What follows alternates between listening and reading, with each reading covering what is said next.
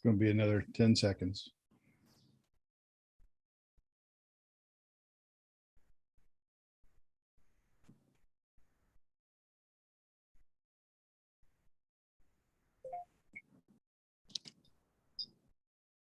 Good evening and welcome to the TalkWrite podcast. I'm your host, Wayne Stinnett.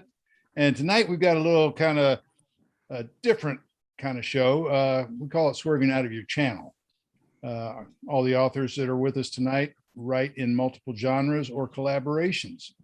And so, Nick, why don't you take over and introduce our guests? Everybody unmute your microphones, please. Okie dokie. Thanks, Wayne.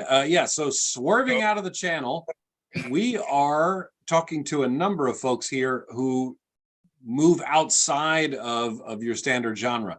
A lot of authors will tend to have a series that does really, really well, but they want to do other stuff, just like people who watch television might want to watch a sci-fi movie, but then they might want to watch rom-com.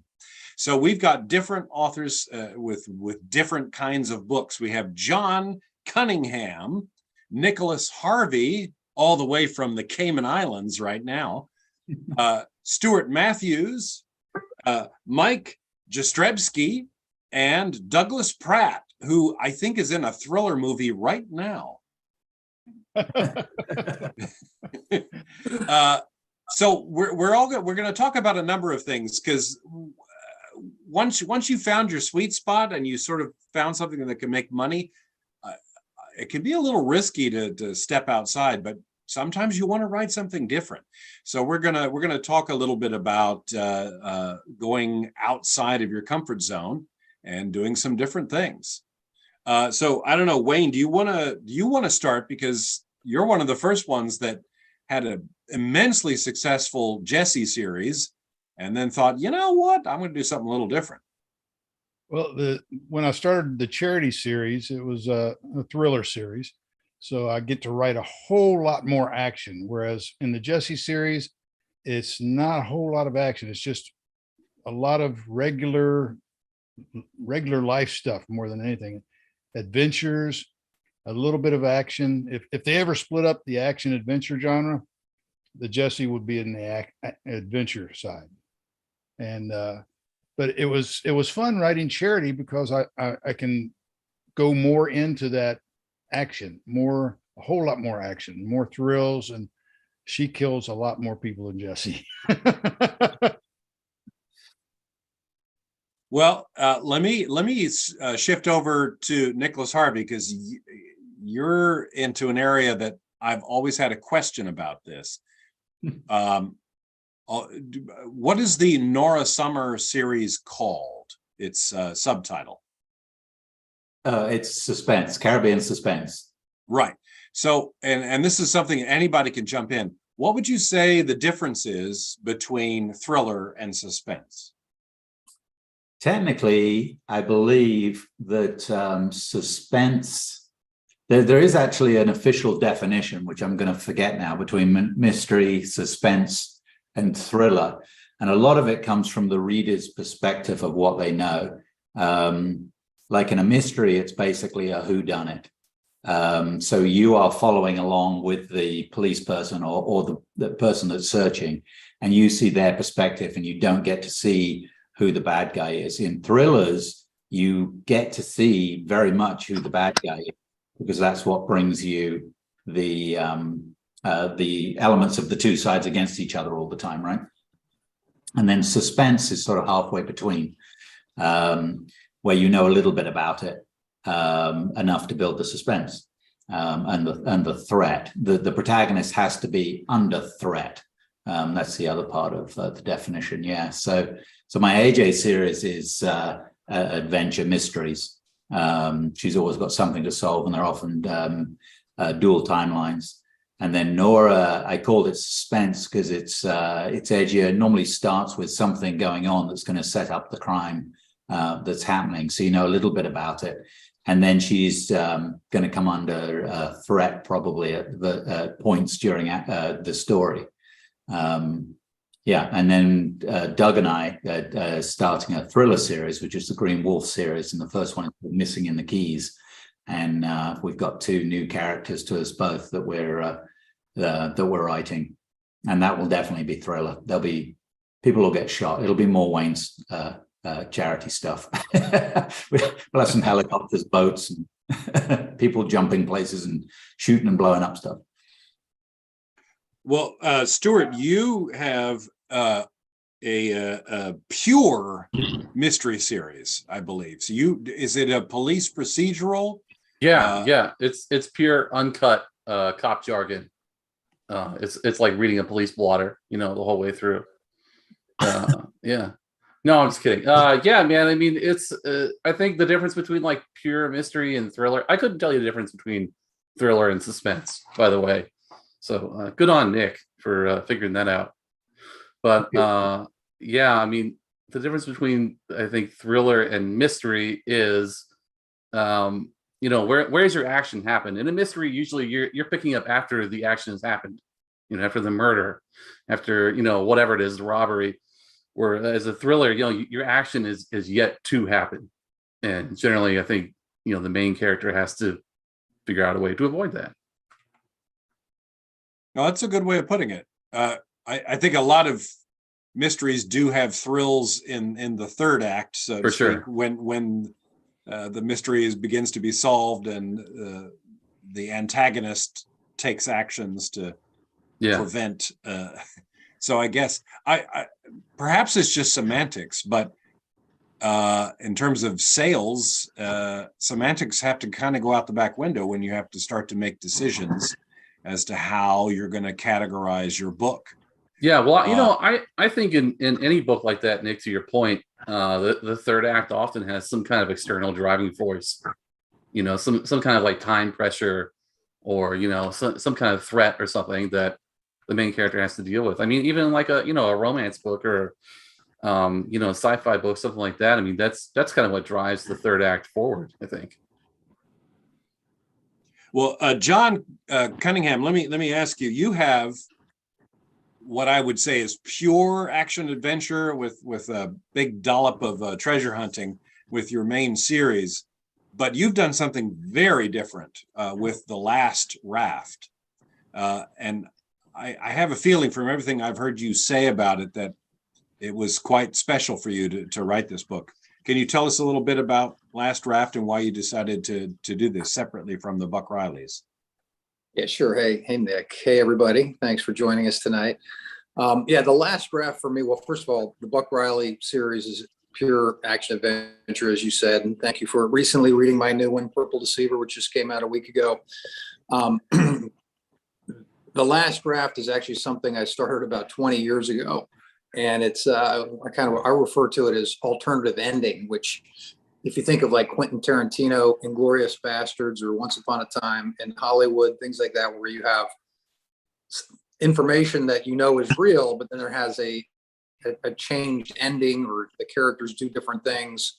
That's kind of Last Raft was about, but it was basically a story about 5 people leaving Cuba on a raft, or there had been a Mariel type exodus not long before that. And at the same time, there was a lot of negotiation happening between the fictitious president of the United States and Fidel Castro. So it kind of plays out how the embargo may have ended or could end if somebody was able to finally make that happen. Because unfortunately, we're back to having boats and balseros wash up in the Keys pretty much daily, which stopped for a while after wet foot traffic. But when you live on conditions for such a long time, people do whatever they have to do to risk their lives to get to freedom and opportunity. So to me, having lived in the Keys on and off for a long time, I've seen this happen for so long. It's just something that really, spoke to me as far as telling a story to make people think about it. And unfortunately, most people don't even know why we have an embargo or what the issues are. So it also kind of gives you the opportunity to provide some history and information in a dramatic setting, which is what I like to do with my Buck Riley series also, to both teach the reader something, but learn about it in a kind of an adventurous setting. So yeah, that's what that was about. But I do have another project I'm getting ready to get started. I'm on my 11th Buck Riley book right now, but I'm also I'm dabbling with a horror concept, which would be kind of fun. Very cool. I'm going to ask mystery man Doug Pratt a question here in just a second. But first, while I make sure he's getting to a good cell phone spot, let me ask Mike Jastrzebski, you have the Wes Darling series, which when we invited you to join Tropical Authors, we looked at that and we were like, that is right in our wheelhouse. That is action adventures set down in beautiful climates. And then like after we asked you to join, the very next thing I was like, wait, is that a vampire? Or I couldn't tell. I think it was a witch. But you have some very different books. But from what I understand, they're actually tied to your Wes Darling action adventures. What can you tell us about those other books? Well, you're talking about my Artie Kowalski series, and they're horror, but they're humorous. And in fact, the first book in this series started out with, and that's Drop Dead Gorgeous. I had watched, my wife and I were sitting on the boat watching an old rerun of, oh boy, the names of these stories. Anyway, it was of a ghost and all that stuff in there. And I just out of the top of my head said, it'd be really interesting if a private detective had his wife and his mother-in-law, who he didn't care for, come back as ghosts and tell him that they had been murdered because he thought they were killed in an accident. And that's sort of what took that one off. And I liked the Artie Kowalski enough to go on with the next one, which was Witch Haven. And in that one, Artie finds out that his girlfriend's a witch. So it's an expanding possible series. The one I'm working on right now includes witches, genies. It's just werewolves. It's just a little bit more odds and ends, trying to put in a little more humor. I have plans to write another Wes Darling book, but I get bored writing sometimes. I like to write, but I have to do something different. In fact, my first books before the Wes Darling books, one of them was a historical thriller set in 1935, starts in New York City, ends in Key West. So ends at the 1935 hurricane in Key West. So I've had a variety of books that I write. When something strikes my fancy, I write it. I've been retired. I've been on Social Security since 2010, I think. And it's, I want to make money at it, but I want to have fun doing it. That's what it's all about. Yeah, that's a good way of putting it. Well, Doug, you are spinning off. I mean, you have a very successful. First off, Doug, where are you? Yeah. Tell our viewers. Right now, I'm driving through Murfreesboro, Tennessee, just outside Nashville, heading east toward Knoxville right now. So You're driving? I'm not driving. No, I'm Miss Daisying at the back with somebody else driving at the moment. So Okay. I was actually trying to put some words down, and I was like, "This is a good time to write." So nothing like 3 or 4 hours in the car. So. Well, you should be coming up on Cookville and then Crossville. Yes, we will. Maybe we might stop at Buc-ee's. Who knows? That's true. I don't know if people realize this, but a lot of the tropical authors are from Tennessee. Probably because we're so landlocked, we just really want to think about people on boats. Want to get away? Yes. But can you tell us a bit about this Missing in the Keys thriller? I know you hung out with Britnick, and then about 3 days later, we hear there's going to be some books from the two of you. Yes, it didn't take much. We put together our heads for a little bit, and probably a few cocktails helped along the way. It's going to be a great. It's really fun. I'm so excited to jump into it. I'm trying to speed through the book I'm writing now so I can jump on it, but it's going to be a lot of adventure. It's going to be a little bit different, you know, kind of a buddy or buddy cop thing with a little, you know, a nice pair with a Charlotte Green and Grant Wolf, who will be kind of like at odds with each other at times. So I think it's going to be a lot of fun to write. I'm stoked about it a lot. So I can tell you, Doug wrote the opening scene, which is set back in time a little bit. It's edgy, you see. It's so cool. It's so cool. And the way it sets up the beginning of the story, and then we jump in and start introducing the characters. So it's fun. We've got I think we've got 4 chapters written. When we kind of went back and forth and we're talking about it. And I spent some time there as we drove across country in our RV before we came down here to Grand Cayman. We stopped in Memphis, and Doug and I sat next to each other working at his little spot he has that he works at most days. And we were working on our own stuff, but then working on the stuff between us too. It was brilliant because you just lean over and like, hey, what about this? What do you think of that? And so we knocked out the beginning of it really quickly and got a kind of structure of the whole thing. I'm the same way. I'm writing my new AJ book when I can't wait to. I'm loving writing this, but I can't wait to work on the other one. Yeah. I was just checking the YouTube feed. I see we got some people in Vero Beach watching, and Bill Black. Hey to you. If anybody has any questions, please throw them up. I don't see any questions yet. Wayne, do you have any questions for our guests? Well, we haven't hit Stuart yet. Stuart writes mystery and thrillers. Yeah, that's right. Yeah. So Yeah. they're very similar, but Yeah. slightly different in like Nick was saying that different elements to the stories. Yeah. I mean, we did talk about it a little bit. Oh, did we? But I had a brain fart then. Oh, it's okay. Yeah. Well, this was a nice segue into collaborations then. And Stuart and I collaborate, and just everybody here. I don't know, Mike, do you have any collaborations? No, I don't. I haven't collaborated with anybody. Well, you're the redheaded stepchild in the room. Well, no, you're not. Well, wait, Brent, part of the problem is until a couple of years ago, my wife and I lived on our sailboat. We started in Minnesota and traveled around and lived there for 16 years. So we were never in the same place for long. Well, it's something to keep in mind. Margaret Lashley, who's not here tonight, she, in addition to her tropical books, she also has her Freaky Florida series.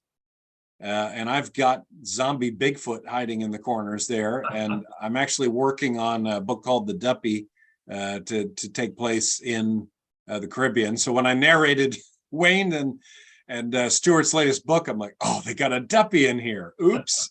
So fortunately, I have found other names for these things. But anyway, there might be some space down the line for a tropical authors collab book that goes into some of the spooky West Indian stuff, and we could have something really cool. Yeah, just something a little different, and maybe we'll have it come out in Halloween. Yeah, there's so much to mine there, man. It was a lot. It was a lot of fun looking into that stuff, and yeah. There's a mythical creature on Andros Island. I can't remember what it's called now. Anybody know that? I've been there. I don't know. It inhabits the areas around the blue holes, the inland blue holes. And, is it the Chickacharney? Chickacharney, yeah, that's it. Yeah. That would be a cool. Or the Luska. I've never heard sea that monster one. said to exist in the region of the blue holes near Andros. Oh, yeah, there's lots cool. of stuff. Yeah. So maybe we need a whole horror series set in the Caribbean. Although I have to say, one of my big fans and this is something I'm going to ask folks about. You have fans that absolutely love your main series, and one of my favorite zombie Bigfoot 1-star reviews is someone going, Nick should keep writing the deep series. This isn't that at all. 1 star, which is good for the deep series, but what do you do when you do something that is not what the bulk of your fans?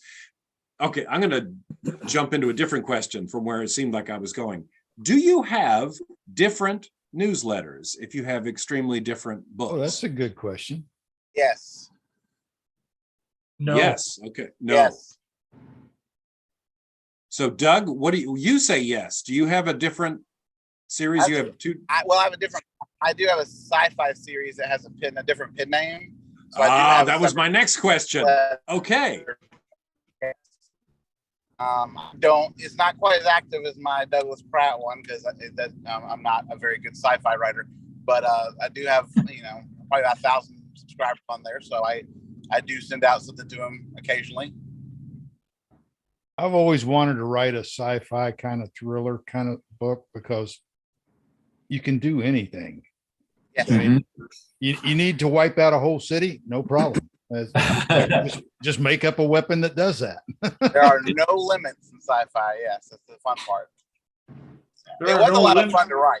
So There are no limits, but there was a time when there were so many different things going on. You got to be pretty careful with sci-fi that you don't mix up what's been given by other writers and just by our knowledge now. Mm-hmm. I feel like there's also the no limit thing is a bit of a double-edged sword. There's a bit of choice paralysis that can go along with that.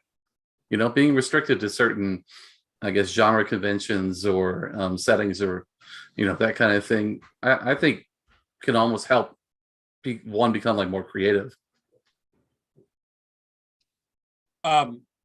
Does anyone else here use another pen name for different books? Because Doug has just said that he's done something that I kind of think maybe I should have. I did. What's that Amazon imprint that sometimes brings people on as a publisher? Thomas and Mercer. Mercer, yeah, the Thomas and Mercer person told me they thought I should use the same name. But now after the fact, I'm like, but my also bots are very confused. Yeah, I bet. So I'm not so sure. I'll add that while yes, it does confuse my also bots, but I don't give my lesser pen name a lot of attention because it doesn't make me as much money, and it might if I spent more time on it. So it'd be easier if I only had one pen on one name all the way across. So you take that for what it's worth as well. Yeah, when I did the last draft, I think all of the negative reviews were like, wait a minute, this isn't Buck Riley. And no matter how many, times I posted what it was about or advertised what it was about, that it was totally different, not part of the Buck Riley series, people just see something in your name and it comes out and they buy it because they're loyal to appreciate. But when it's something they're not expecting, it kind of You're messes always them up. going to be tied to Buck, and I'm always going to be tied to Jesse. And Right. there's no way you can dodge that unless you create a pen name. I was gonna say that was one thing when we did Wayward Sons, Wayne. I remember the first few reviews on that were like, this is not Jesse McDermott. Why isn't Wayne writing his name? It's like they're so close together. It's crazy. So really, it's a kind of a damned if you do, damned if you don't thing. Yeah, exactly. Although I that guess was a lot of fun writing out. Both of them. Voodoo Child's coming out next week, and that was a lot of fun writing that. Oh yeah. I mean, Matt wrote the bulk of it, and we needed a ghost. So I said, "Hey, I got that," and I created a 13th century ghost, and he comes back to haunt basically the whole island. Sounds cool. But yeah, on collaborations, let's talk for a minute about how you collaborate. John, Nick, and Nick, we've all done 2 books together, and Stuart and I have done 2 books together, and it can create a lot of challenges. But the way we did the Graceless and Timeless, that was so much easier than actually working and writing together. What we did by one person writing the first quarter of the book and the second person writing the next quarter, it just made it flow real seamless. And then all we had to do is just stitch them together. But when Matt and I, or when Stuart and I were writing, we had separate chapters that each of us wrote, but we also rewrote each other's. And that made the writing a lot more seamless. And it seemed like it was neither Stuart writing it nor Wayne writing it, but somewhere in between. And so what other methods of collaboration do we want to with Priceless that I'm working on right now with Don Rich and Deborah Brown? We're doing it a little bit differently. So with Graceless and Timeless, we took a independent protagonist and ran them through our worlds to meet our folks. And with Priceless, we decided to take, as Deborah writes, they're kind of she's hugely popular. She's got a series that's going ballistic at the moment, doing really, really well.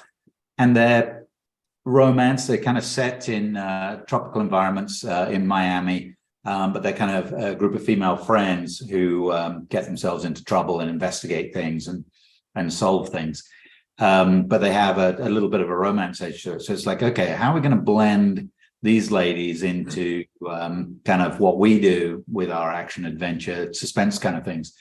And we decided to make her character the sort of protagonist that rolls through the story. So it starts in Cayman, where my characters are based, and her character is down there for an event. Actually, two of her characters are down there for an event, and she gets kidnapped. And so she gets to interplay, and we're actually writing back and forth. So I wrote the opening chapter from my character's perspective, and then she wrote it from her character's perspective. Which was kind of on the other side of the coin, being kidnapped, opposed to my guys saw something goofy going on. And then we're going back and forth. And then they're going to, without giving the plot away, they're going to end up somewhere else. And then Don and Deb are going to go back and forth. And essentially we're writing, Don and I just write a little bit longer in our segments. Deb writes a little shorter in her segments. So we end up sharing the word count load. Will end up about the same all the way through. But it's kind of fun going back and forth like that. Yeah, that's definitely different. Yeah, they're Missing in the Keys is going to be somewhat that way. We weren't quite sure how to do it. So, but I think we've sort of bumbled into a way of doing it where we go back and forth between Green and Wolf from their perspective. So it's third person from both of their point of view. But it's written from one chapter will be from one's perspective and the next one from the other, which I think will work pretty good. Do you have the story figured fully ahead of time so you can go back and forth, or are you just kind of riffing like we did on Timeless and Graceless? Hell no, we're just winging it.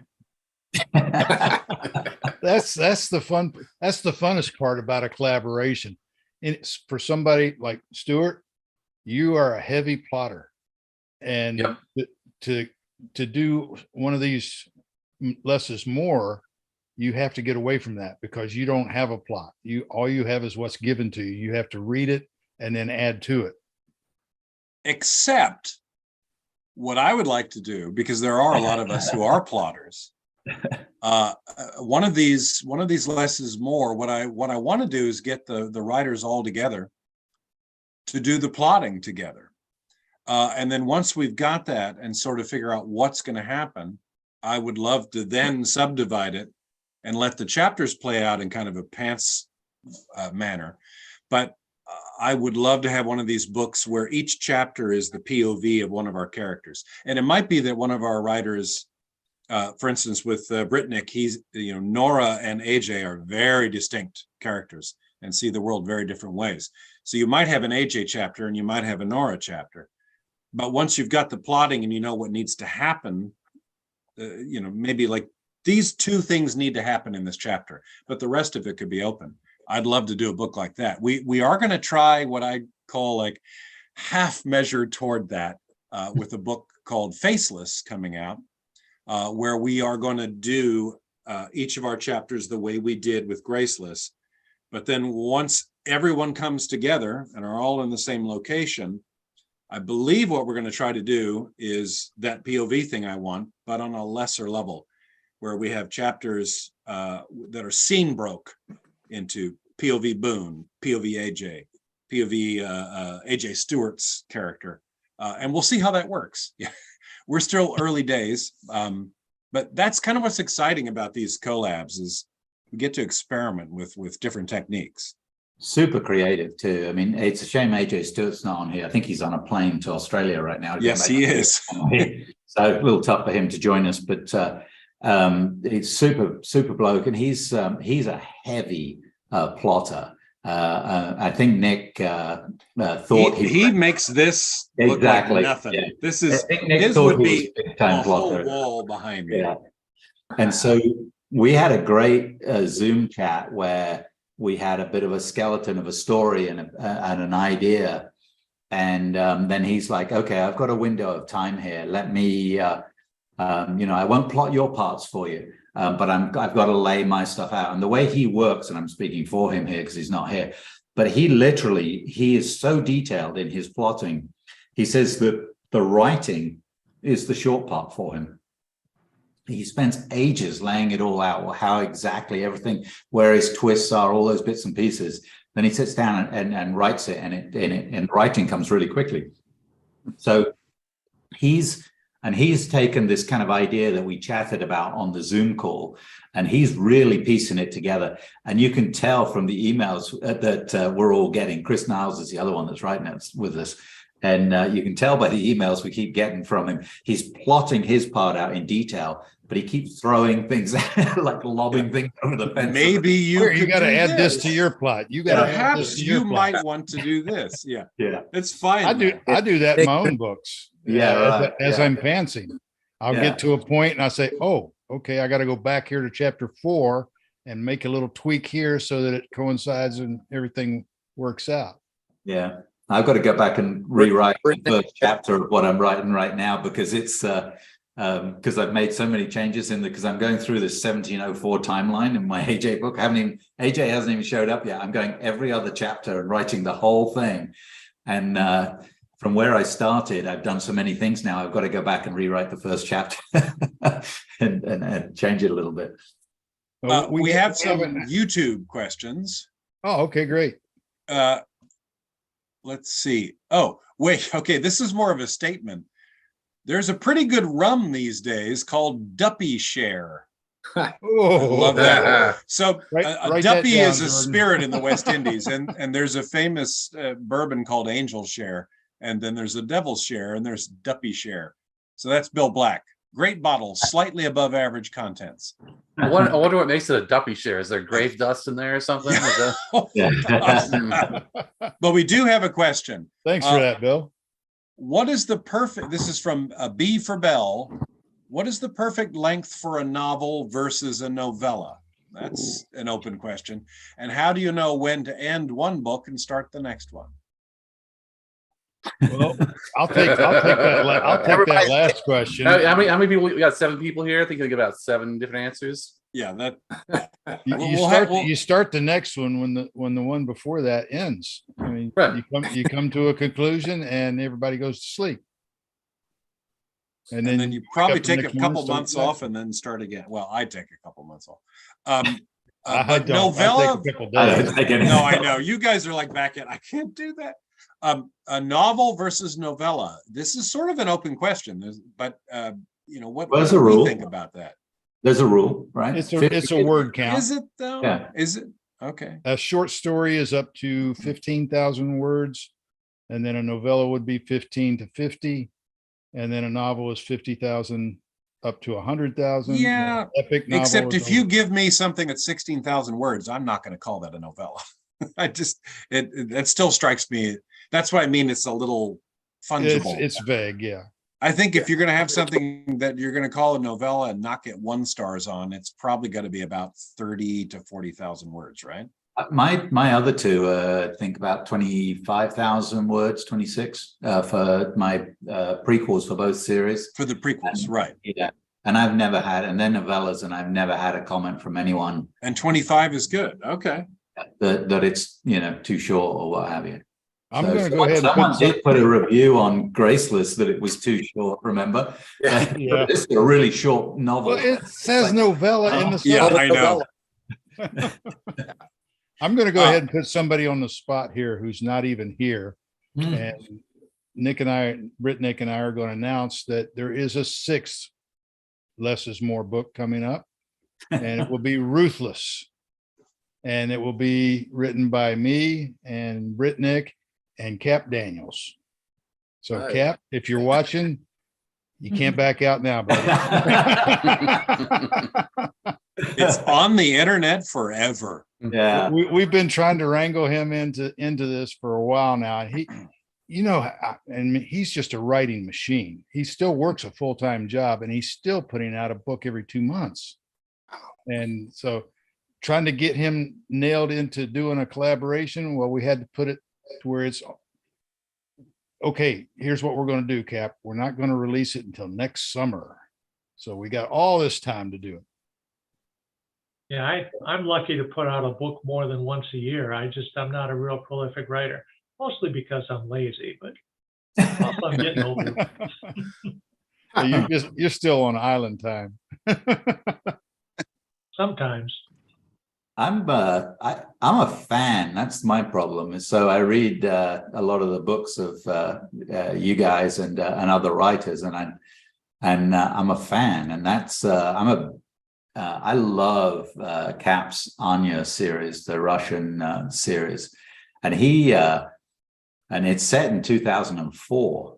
So when I first reached out to him, he's like, "Well, how do we do it? You write in current time and write in 2004." I said, "Well, I actually write these things in dual timelines." And so I think he's still a little confused about how the heck we're going to do this, but the problem is Wayne and I were at NINC, and I started telling Wayne about the premise I had for this, the outline for this story that would have Anya and Nora in it. And he had this brilliant idea how to add Charity in there, who happened to be an adult back in 2004 and is still around in current time being written about. So she could be in both time periods. So it's super exciting story. It's going to be pretty cool, I think. I like the idea. It's just brilliant, and the whole storyline, and jumping from time to time and weaving in actual events in Russia. It's going to be great. It's going to be a lot of fun. Yeah. So Nick, you got any more YouTube questions? I think we had one more. If I could find the right window, here it is. Does it help to be friends to collaborate? Seems like, this is from Bill Black. Seems like egos could be bruised during rewrites and editing. What makes you think we're friends? Yeah. These jerks. We might start Actually, as friends, I think the ego thing is a misconception that a lot of people have. And working with John and Nick was just so easy, and ego never got into it. There was never a time when anybody had to say, okay, we got to do this because I'm the king or whatever. But it worked out so fluid and so seamless, and it just flowed really well. And it does help that we are all friends. Absolutely. Yeah, I think it would be hard to do it with somebody who had that demanding demeanor of, it's got to be all about me. I've got to dictate everything. I mean, because that was so much of the fun, just brainstorming it with you guys and then running with each of the quarters together. And, and I think to our credit, the reviews are like, wow, it was so seamless. Almost all the reviews of, especially, Timeless most recently, is like, obviously they were, we also had it from the point of view of a non, protagonist of any of our series. So we had an independent protagonist that we would all come in and support and have our characters work with. But yeah, I mean, it was so much fun doing it together. If anything, it's anti-ego. You're putting yourself aside and throwing yourself into the story and teaming up with your friends who admire their work, and then, come up with something independent, and a really good time. I recommend it. I think that's a big factor too, because all four of us have read each other's books, every one of them. And so it just works out real easy if you know who the character is and how the character is going to react. I think there's. Go ahead. We set some basic ground rules, which I think helped. Which is basically, you know, if multiple characters are being integrated in your section, the author whose characters they are can go into your section and change the dialogue a bit to fit it. What I was kind of shocked, especially with Emily, my Emily Durant character, was how close everybody got her like I had to tweak her a little bit, but for the most part, I was like, okay, they know her voice. But you know, basically, as long as your characters are protected, you go to town, and you might make a suggestion, you know, hey, there's this, and sometimes someone might take it, sometimes they wouldn't, but you know, all you can do is put in a suggestion and you go for it. And I think I can't believe it turned out. I have to say, early on with Timeless, because it's more integrated, I was like, oh my God, this is gonna turn into a bit of an argument. It didn't. It just came out wonderfully. I can't wait to do another one of these. Brittnick got Charity on a motorcycle, so. Actually, that was Sully did that. He had the motorcycle flyby. Yeah, I was like, oh, we got to set up that motorcycle. Yeah. I think that there's also a fair amount of respect too, you know, between everyone who's collaborating. And that makes a huge difference, you know, when you respect somebody's work and you can trust that, you know, they're going to do the right thing. You can trust their advice.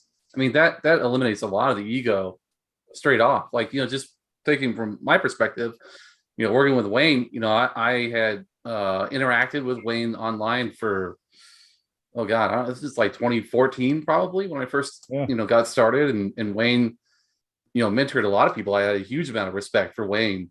So, you know, to work with him was just fantastic, man. I couldn't be, you know, more excited. Oh, shucks. Another kind of spin-off of doing the full-blown collaborations. I mean, you know, I know a lot of us have had each other's characters appear in their books, kind of cameos or things like that, which is also a lot of fun. And that's even more of a stretch in some ways, because you're essentially having the other author write your character. In the collaborations, we're writing our own characters, and we're including the other authors in some cases. But it's also a lot of fun to have, you know, some of your peers, colleagues, friends, you know, either think enough about your character to want to include them, and then do a good job with it. So have you read Cast Off yet, John? Yeah.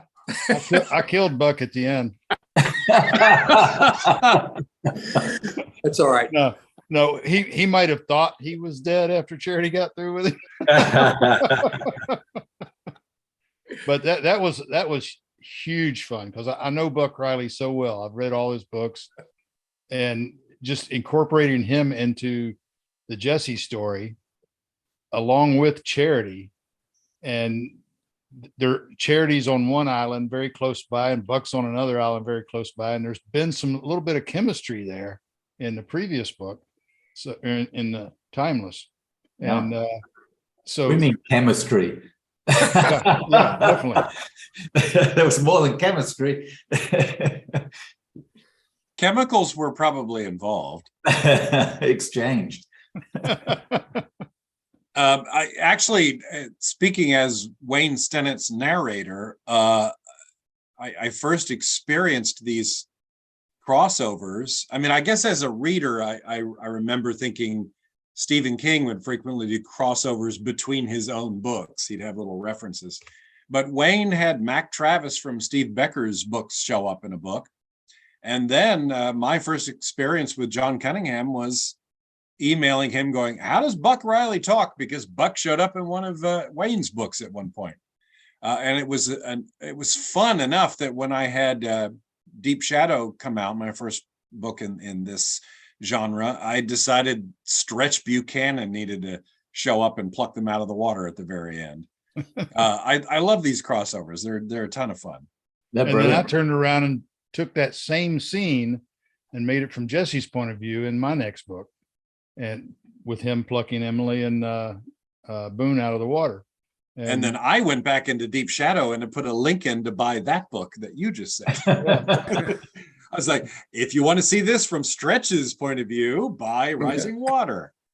and that's been one of the best things about this Tropical Authors group, is this sharing of not just characters and plots and ideas, but just the camaraderie that we've developed, and very soon we're all going to be together in one place, hopefully next year. And, You know, Don Rich will blow us up if we all get in one place, right? well, Don's not invited. So if anyone doesn't know, Don, when he was writing one of his books recently, asked us all in our little forum we have, hey, does anyone mind getting killed off as a novelist? Because he's going to write about this cruise with novelists on it. And we pretty much all went, yeah, no problem, don't worry about it. So he had so many people say yes, he could kill them. Instead of killing off like 3 or 4 one by one, I'm telling you the plot of his damn book now, but oh well. He ends up putting us all on this tour boat and blowing the whole boat up. Whole tropical author genre in one explosion. He was looking for a monopoly. I'm not sure. Well, another aspect of collaboration is, and I don't know if Bill Black's still on. I can't see who's on, but he's appeared in, a couple of my books, including the most recent one. And, I know he's appeared in other people's books as well, but having real people involved in the stories, I think, is another kind of fun form of collaboration, and using them for the experts of what they are or who they are. I mean, I love that blend of fiction and nonfiction. And, so thank you to Bill, if you're still on, for appearing in the last 2 of my books. Yeah, that's good. I'm in Grand Cayman right now, where mine are based, and I've got a bunch of friends here, and dive ops and various things and scenes that are included, like restaurants and locations. So I'm going to see a bunch of those people. And the dock that my character AJ and Reg use is a dock right next to West Bay Dock, and it's run by Indigo divers. And I'm going to go see Chris tomorrow, and because we've chatted online about it. Hey, I borrowed your location, by the way, and things like that.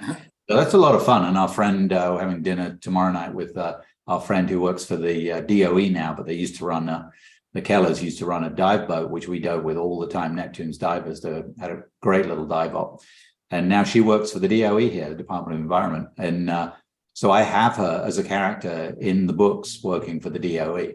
And she's like my Caymanpedia, I call her, like a Wikipedia. If I want to know anything Cayman, she doesn't know it, she'll find it. So that stuff's fun. I had in my second book, Fallen Hunter, every character in there is a real person except for Jesse. I got tired of making up names, so I just posted on Facebook, who wants to be in my book? And so a whole bunch of people replied, and so I just split it up into two columns, male and female. And when I came to a new character, I just go to that list and pick the next name on the list. And it was, all of them are gone now except one, Cheryl Kaczynski, and she's been in every single Jesse book and a couple of the charity books. And she's a woman that I went to high school with, and we're still friends today. Doug, what are you doing now? You've been parked for a while. I believe my driver went in to get something to eat, so I've been kind of doing a little more light here too. So I have no idea where we are at this point, so I wasn't paying attention. So. Don't get carjacked. Live on our podcast, Doug gets carjacked. That'd be well. I'm not we'd all be like taking dibs on having that in a story for us. Let me see if there are any more questions. I don't know, but Bill Black just gave me a good resource, someone to get hold of here on Grand Cayman. So thanks, Bill. I'll track down this lady. Oh, Karen McKee. Yeah. I got one for you too. Yeah. She was in Deep Focus, although I called her Katja. But look for Tanja, Tanja. She's German. Tanja Lasser, Laaser. She is the iguana girl. She's been working to wipe out the green iguanas that have basically been destroying the sister island iguanas populations because of crossbreeding. And she became like the conservationist of the year for Cayman Island Governor's Award. And now she's moved over to Grand Cayman from Little Cayman. So she's out there catching iguanas right now on Grand Cayman. She's hunting for them because they're nowhere. So the one thing Cheryl and I noticed, we were driving in here past the golf course, and it used to be just a bunch of these greens running everywhere. And so far we've seen one, and it was a little one. Good. The only one we've seen the whole time we've been here. So yeah, so you have to give me an email or something for her. Okay, I'll see if I can. Well, my email is her Little Cayman Museum, so I don't know her current email. Yeah. Is she working for the DOE here? I think so. Oh, well, I'll see what I can find out. If I can get hold of through Casey, then if she's for the DOE. Okay, cool. Well, we kind of went off. We went off our subject. No, we didn't, did we? That never happens on TalkWrite. All right, how about this? Does anyone have it? Well, I've heard a couple people mention things they were thinking about. Mike, you had something you were working on. Does anyone have something way outside of their tropical action adventure comfort zone that they really want to do?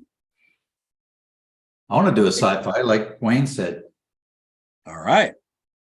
I want to do some kind of sci-fi mystery mashup, something like that, you know? Mm-hmm.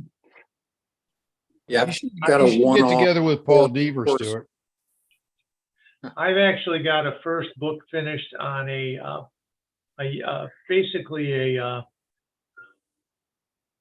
end of the world thing for adults, and kids sort of take over. I like to explain it as Lord of the Rings meets Lord of the Flies. Nice.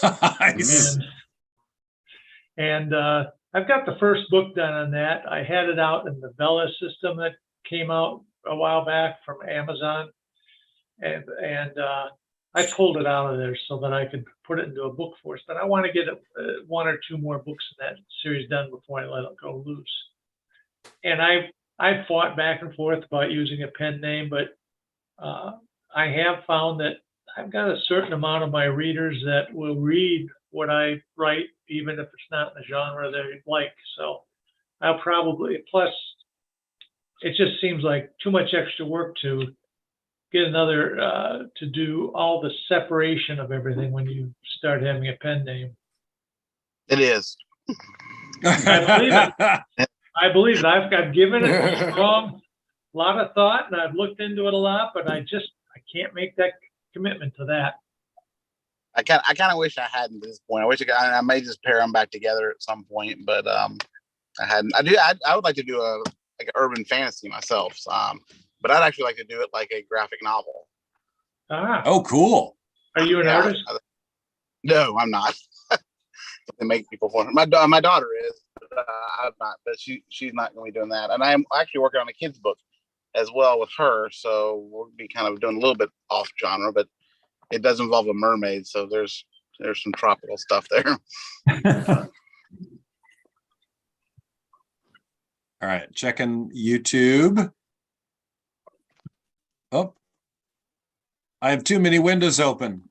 Yeah, I think it derailed onto giving me contacts in Grand Cayman mainly. Oh, yep, treasure hunting. Okay, no more questions there. Anybody have anything coming out? Well, we know about Voodoo Child. That's coming out when?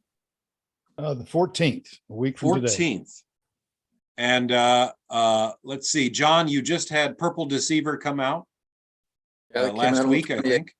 Yep. Nick, Harvey, what else? You just had a Summer come out last month, but what's next on your agenda? Dark Summer came out last month. I'm working on Anchor Point, which is the latest AJ, which will come out in January. And then I have Dark Summer audiobook, is with QC at Amazon right now, or Audible right now. So that's due to drop any day. And then Kim is working on Valley of the Rays, which is book 6 or 7 in the AJ series as we work through and try and get caught up with that. Yeah. Yeah. Mike, got a just, I've got Mike, a you said question you for have all of oh, you. What's that? I've got a question for everybody. How do y'all find time to read? At night before I fall asleep. That's it. Pretty much. About Basically, 30 the minutes Sleep, in yeah. bed. basically the only chance I get to read is when I'm sitting on the can. So I mean, that's a good 2 hours a day, right? Yeah, well, when you get to be my age, at least. I used to read a lot. I do any reading now in the evenings when I have a chance, but I'm a late night person. So when my wife goes to bed, I either watch TV or read. But I found that as far as reading goes, when I'm writing a paranormal book, I can't read paranormal because it just interferes with my thoughts. Oh yeah. And the same thing with when I'm writing one of my blues books, my West Darling books. I can't read anything set like that because I just it sort of moves my mind out of what I'm concentrating on. Yeah, that completely makes sense. I've got one more question for you, Mike. Yeah, What kind of boat did you have? I had a 36-foot Islander. It was an older boat. We bought it when we were up in Minnesota. I sailed it for a few years on Lake Superior, and then we took it put it in the yard and did a lot of work on it. Then we sailed from Lake City, Minnesota, down the Mississippi, the Ohio, Tennessee, Tom Bigby, down to Mobile, and then we were hit with Katrina, and I had to do some more work on it. And then we sailed around Florida, the Bahamas a couple times, up to the Chesapeake. So it was a good boat, but it had an atomic 4 engine. So it sort of kept us from going in any real long distance trips to the Virgins or anything like that. I just sold my boat. I had a 41-foot Beneteau. I'm Yeah, well, getting rid of everything. you just bought that a couple of years ago, didn't you? Yeah, 3 years ago, and it was a mistake. My eyesight isn't good enough for me to sail anymore. Same reason I got rid of my motorcycles the other day, and I'm just giving away everything. Well, we got out of the boat 3 years ago when about 5 years ago, 6 years ago, I forget what hurricane it was, came through and did more damage on the boat. We were in a marina. You couldn't do a lot of work on it. We were doing that, but I was finding that I was getting older. My balance isn't as good as it used to be, and so we just decided to get off. We're living in Dothan, Alabama, just above the Florida border. Miss Florida, miss being on the boat, but I don't miss the work. That's is very true. Well, we're at the bottom of the hour. Nick, do you have any more questions from YouTube? I will check. Let's see. There was one- Doug, before I forget, Doug, when is your next book? I've What's got your next? one. Gator Alley is coming out November 30th of this, so it's almost coming up on us real quick. So That is Gator definitely coming Alley. out. yeah, be Let's nice if I see. finish. So Wayne, since you're paring down a little bit of your things, have you picked out your squat rack yet, buddy? Have I picked up my what? Squat rack. You're gonna get a squat rack, right? No, I've hired a powerlifting coach, and he's putting together a list of equipment that I need to buy, and construction is starting in the next couple of weeks in my home gym out in the shop. Yeah. Motorcycles are gone, everything's out of the shop, so He's gonna I'm tell you to have buy a a power cage, and you should. 280 square foot gym. Yeah, buddy. That's how you do it. But if there's no more questions, you got any more questions, Nick? No, I was just the rum ran out, so this seems to time out Oh. perfectly. Well, Yeah. if the rum's gone, then I guess the show's over. I want to thank all you guys for being on here. It's been a lot of fun. Great conversation. And I want to take the time to thank our sponsors and supporters, Down Island Publishing, Aurora Publicity, How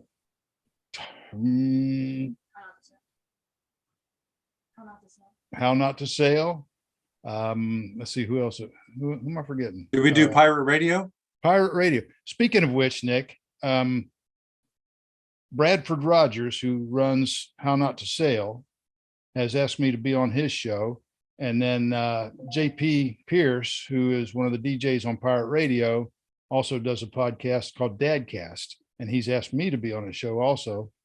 And I thought, wouldn't it be cool if we just had both of those guys on our show and on their shows at the same time?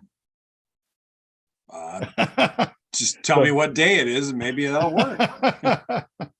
But anyway, thank you guys for being on here, and thanks to all our sponsors and supporters. And next month is what is it? Hot Tropics. So we'll see you all again next month. Yeah. We'll do this again. Yeah. Thanks, All right. guys. Good night, Good night, everybody. Yes.